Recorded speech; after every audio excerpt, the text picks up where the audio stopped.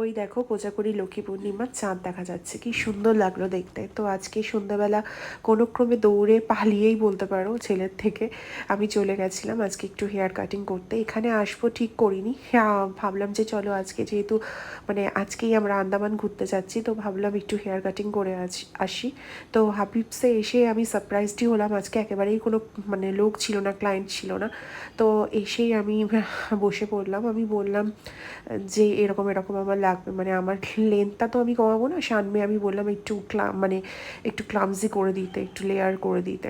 তো যাই হোক, ফার্স্টেই দেখো আমি শ্যাম্পুটা করে নিলাম, বাড়ি থেকে অবশ্য শ্যাম্পু করে এসেছিলাম, বাট ওদের এই হেয়ার ট্রিটমেন্টের মধ্যেই এটা পড়ে, মানে হেয়ার কাটিংয়ের সঙ্গে শ্যাম্পু করাটা মানে ফ্রিতেই থাকে।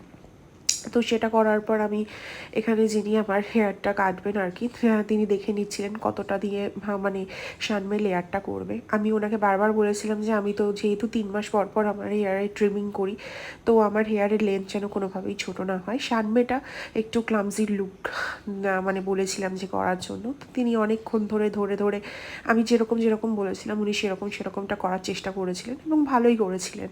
তারপর দেখো আমার চুলটা সেট হয়ে গেছে, এবার ড্রায়ার দিয়ে আর কি চুলটা আর কি সেট করে দিচ্ছে। আমি তো আমার নতুন একটা লুক পেয়ে ভীষণ খুশি, কারণ আজকেই আমাদের এই ধরো 2:30টার সময় বেরিয়ে যাব, আজকে সকাল 5:30টায় ফ্লাইট।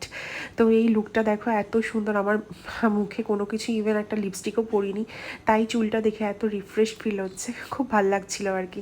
নিজেকে এরকম একটু টাইম দিতে পারলে কার না ভালো লাগে বলো। তো আমাদের এখানকার হাবিবসটা কিন্তু চৌমাথার খুব সুন্দর, আমার ওই অল টোটাল